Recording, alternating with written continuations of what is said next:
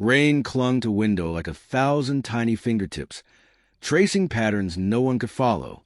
Inside a dim apartment overlooking a fractured skyline, Dr. Elia Rowan sat cross-legged on the floor, watching the world breathe through tears. Her own reflection shimmered in the glass, overlaid with the hazy lights of a city that had forgotten how to dream. The city used to hum with life, but now it merely murmured, a tired mechanical sigh echoing through empty train stations and flickering neon.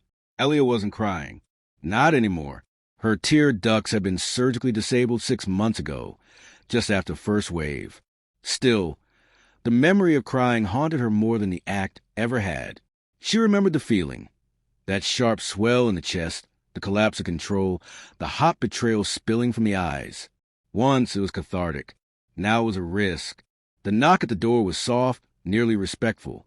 She stood without urgency and opened it to reveal a tall man soaked through, his coat dripping onto the floor like he was shedding his own skin. His name was Cale, and despite the time apart, she recognized the way his eyes scanned the room first, then her, always assessing, never quite settling. "Elia," he said, voice dry despite the rain. It started again. She let him in without a word. His presence was unwelcome only in the way a painful truth is. He removed his coat and stood in the center of the room, like he didn't know what to do with his body. "How many?" she asked. 74 in Prague, 28 in Lagos. New York's locked down again. They're calling it Phase 2. Elia felt her stomach tighten. Phase 1 had nearly broken the world. "Are they sure it's the tears?" she asked, knowing the answer. Cale gave her that look, half pity, half exhaustion. "They're recording synchronized grief spikes," he said. "You know what that means." She did. It meant that across the globe, people were crying at the same time, for no known reason. Not grief triggered by death or disaster. It was something deeper, something primal. It didn't need a cause. It simply was.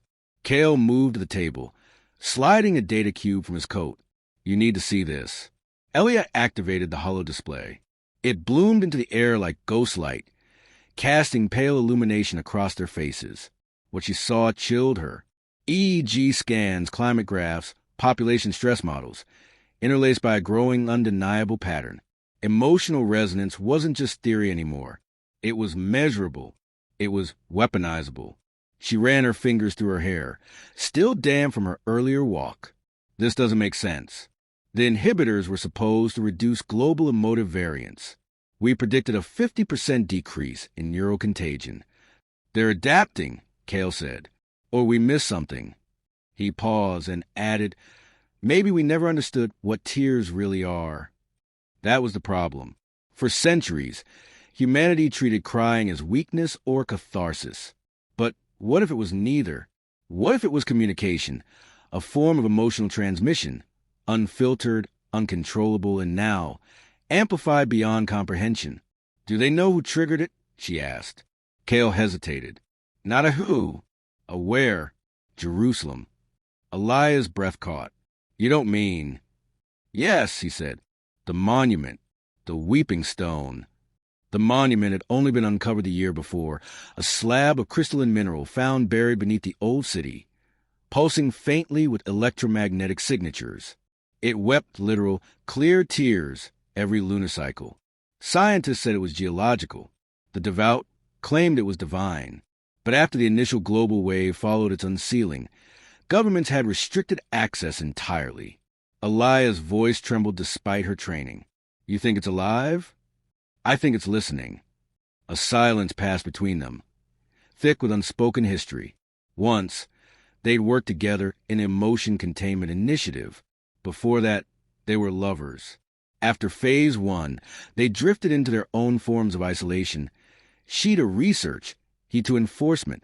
"What do you need me to do?" she asked. Cale didn't answer right away.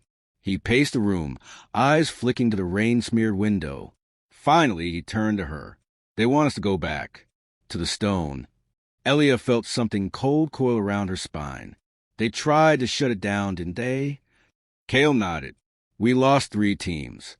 No violence, no signs of struggle. Just gone, like their minds collapsed inward." She looked down at her hands.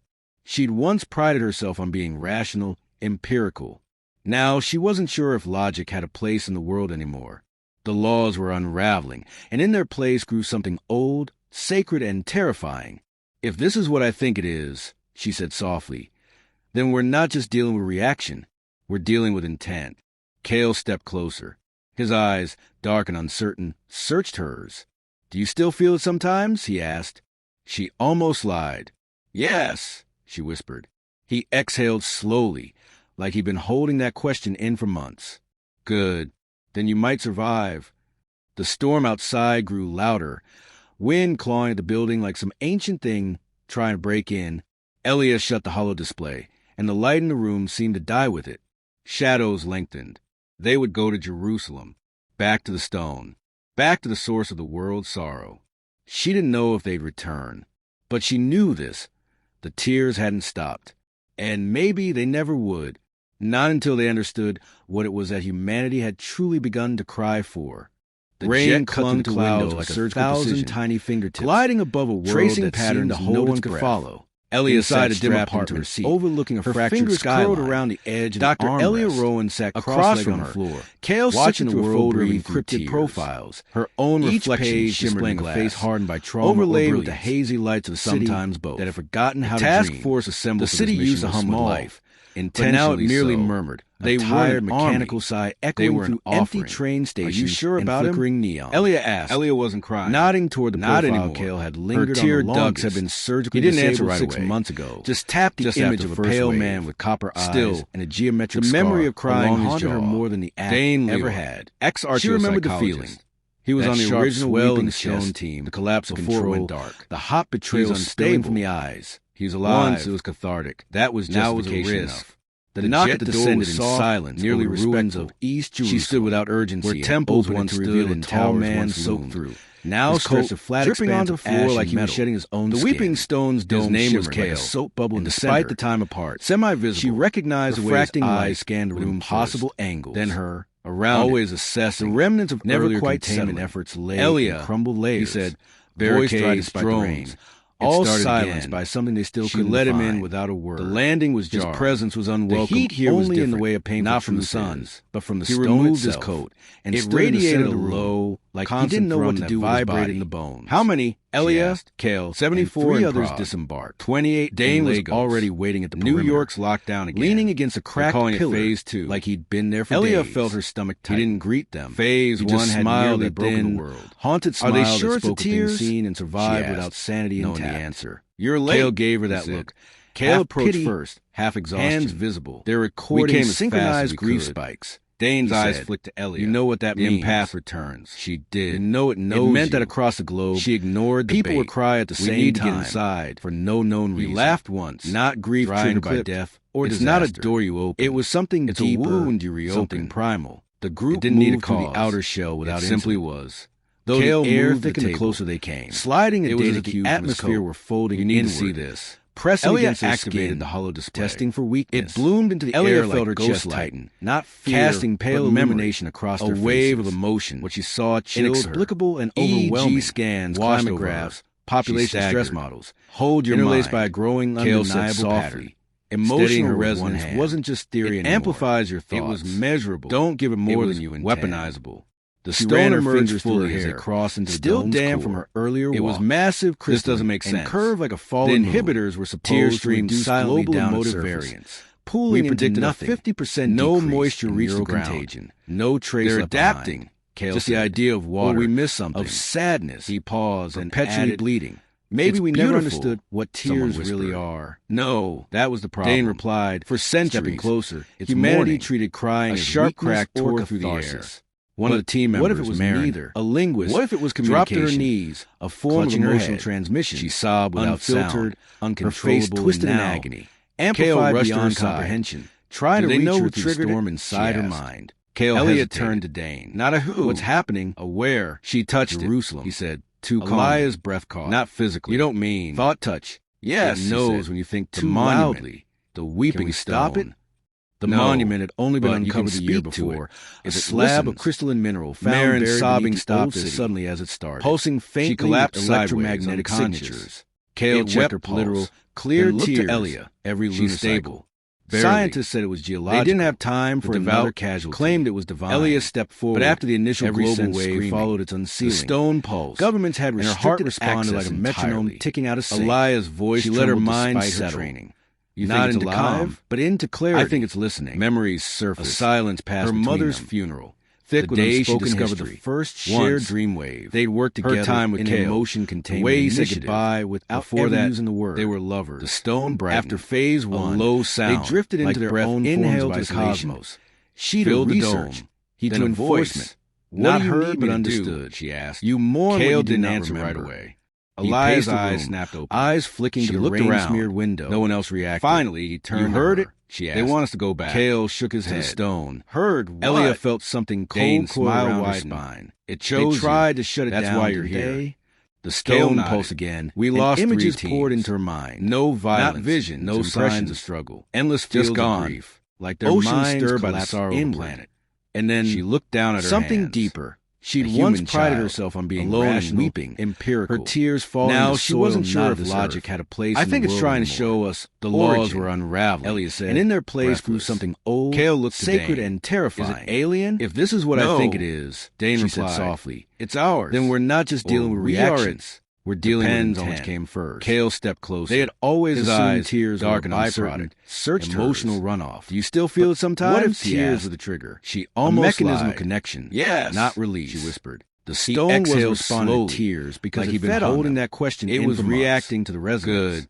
And you might Amplifying it. survive. Crying because The storm humanity outside had learned grew to cry louder. in unison. Wind That's clawing why the it building started like some again. ancient thing Elia murmured. trying to break in. The stone is Elia attacking. shut the hollow display. It's echoing, and the light in the room Kale stepped seemed to aside die with with it, it. voice low. Shadows lengthened. Then what's phase They two? would go to Jerusalem. Elia closed back her to the eyes. stone. The Back to the stone's source grief of the was not world's sorrow. rage. It She was didn't know warning, if they'd return. a prelude but to she something knew larger. this. Something Tears hadn't final. stopped. They're And building to a maybe they crescendo. never would, she said. Not until they A collective understood breakdown. what it was that humanity signal. had truly begun And to when it cry peaks. for. Kale's voice was grim. Apocalypse. The team stood in silence as the stone's tears continued to fall, invisible and unending. Elia turned to Kale, her decision solidifying like ice in her blood. We need to get to the source. Not just the stone, the thing beneath it. Kale didn't argue. Dane only laughed softly and stepped aside. I hope you made peace with your regrets, he said. It knows them better than you do. They moved deeper into the dome, toward the center where the stone curved into a hollow basin. A spiral staircase of obsidian led downward into lightless unknown. As they descended, the stone whispered again, a single sentence that burned itself into Elia's mind. Tears are the first language. And alas, she did not respond aloud. There would be time for that, if time remained. The descent felt endless. Each step downward sharpened the silence, until even the sound of breath seemed too loud. The spiral stairs curled into shadow, lit only by the occasional pulse of faint light bleeding from the walls. There was no torch, no lamp, just the stone's quiet glow trailing them like a whisper that refused to be forgotten. Elia led the way, her hand grazing the obsidian rail. It was warm, alive. She could feel it twitch beneath her fingers sometimes, like muscle under skin. Behind her, Kale moved with the measured caution of a man trained to expect ambush. Dane followed last, murmuring quietly to himself. Whether it was madness or a private prayer, Elia didn't ask. They reached the chamber in silence. The stairs opened into a cavernous dome, vast and unnaturally symmetrical. At its center stood a pedestal of black glass, above which hovered a sphere. Not solid, not energy. Something between. It shifted shape constantly, as if made of liquid memory. Around the pedestal, fragments of previous teams' equipment lay scattered and silent. No bodies, just abandonment. Kale scanned the chamber, his hand near the pulse rifle slung at his hip. No signs of resistance. No struggle. No need, Dane said, gazing at the sphere. It doesn't kill. It absorbs. Ellie approached the pedestal, her steps slow but without hesitation.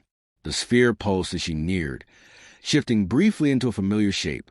Her own face weeping. She froze. It knows me, she said.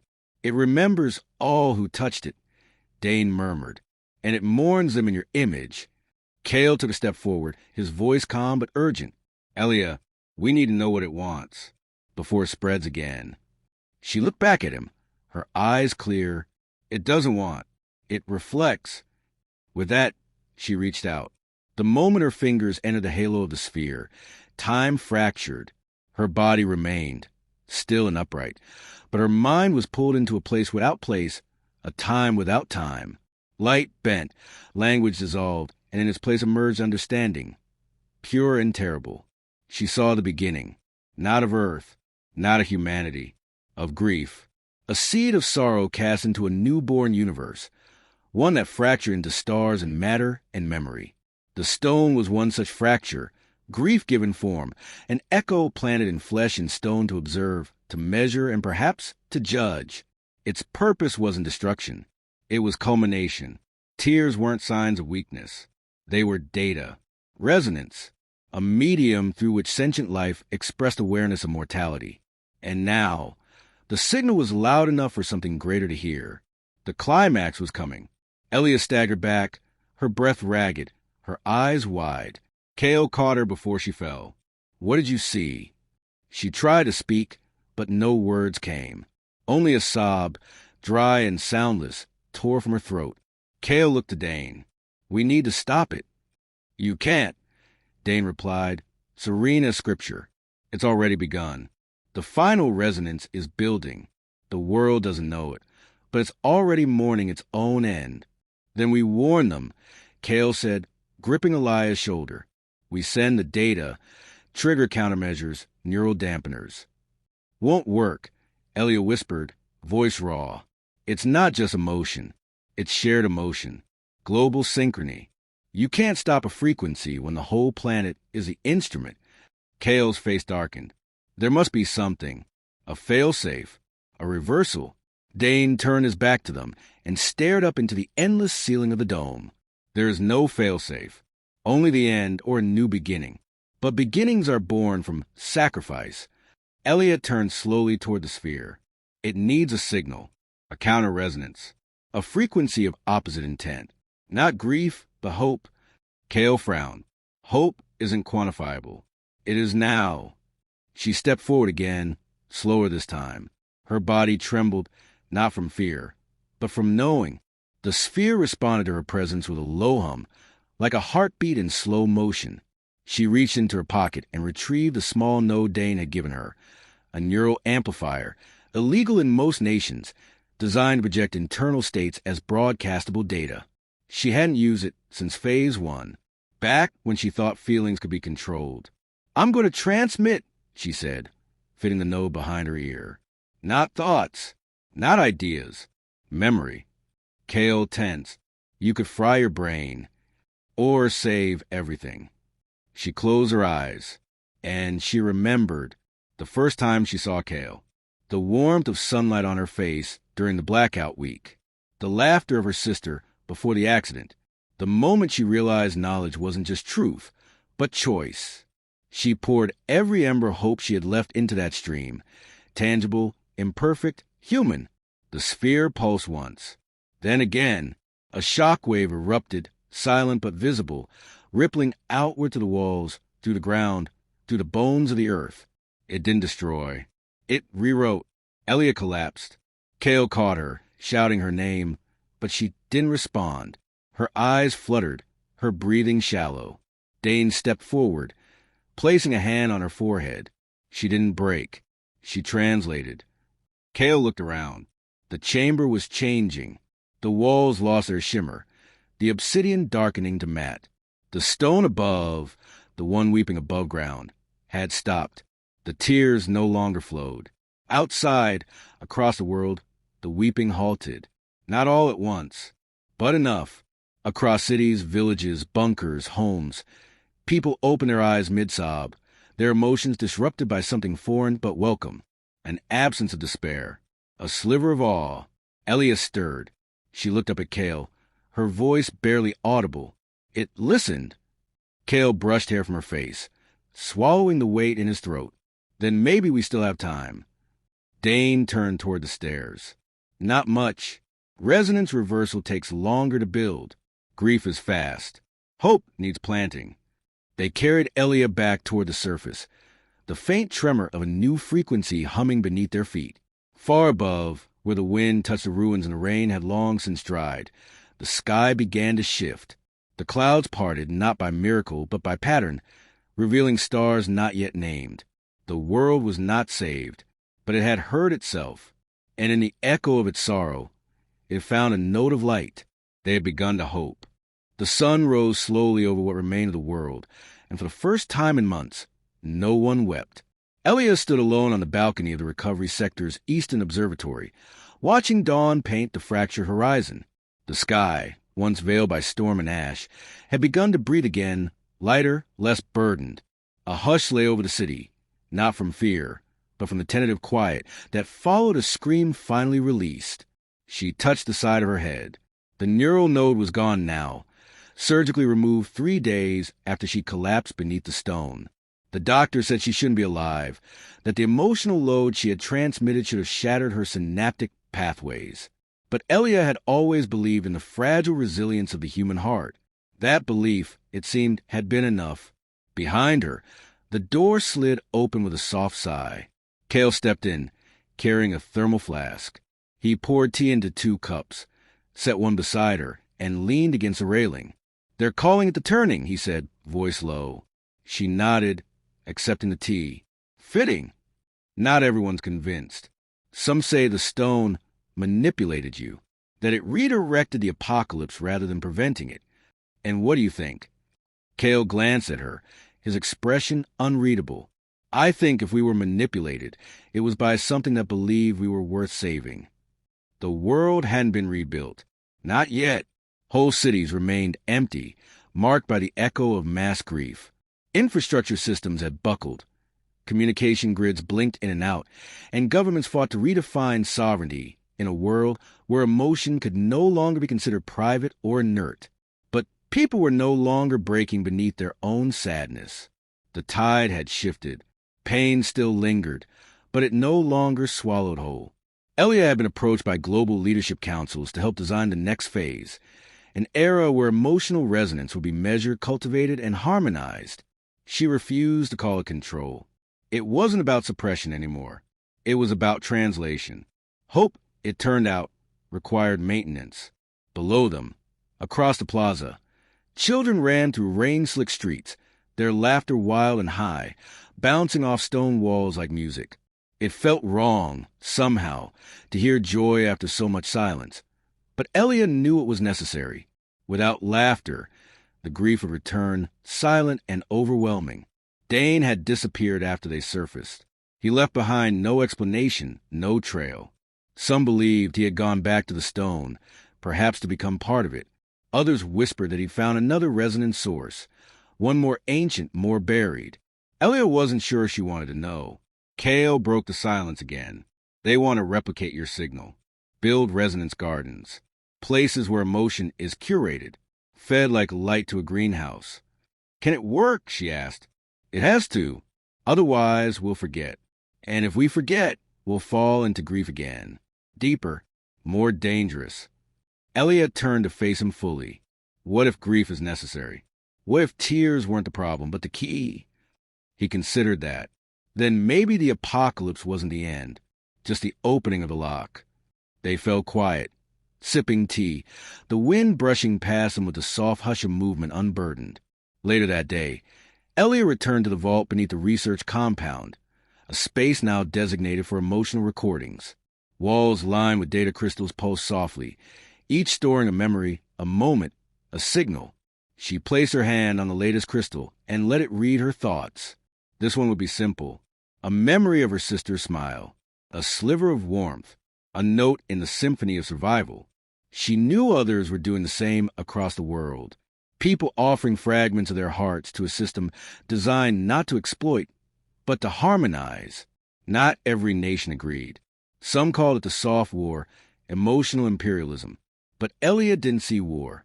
She saw growth. Uneven, yes. Complicated, absolutely. But growth nonetheless. Cale joined her there in the quiet. "They're asking for a new signal," he said. "A follow-up to yours. To reinforce the pattern. I can't carry it again. she said. He nodded. You won't have to. This time, it's not just one voice. Elliot watched as a line of volunteers stepped into the chamber. A boy with cybernetic implants. A woman who had lost 3 children in Phase 1. An elder man whose tears had turned to dust long ago. Each carried memories, shaped not only by sorrow, but by the courage it took to feel again after the storm. Elliot stepped aside. Letting go, she realized, was also a kind of message. The stone hadn't demanded salvation. It had simply held up a mirror. It wasn't grief that brought the world to its knees. It was a refusal to face it. And now, the mirror was being passed to others, piece by fragile piece. As the recordings began, the chamber filled with voices, soft, trembling, defiant. Not speeches, not songs, just moments, first steps, last hugs, sunrises watched in silence. All encoded, all translated, all offered. Cale stood beside her, and she saw something new in his eyes. Not vigilance, not calculation, but peace. We're still here, she said. For now. That's enough. Outside, the wind carried the sound of chimes, real ones, hung from wires stretched between broken towers. Someone had woven them from recycled alloys, and when the wind passed through, they sang. The world had ended, and it had chosen to begin again.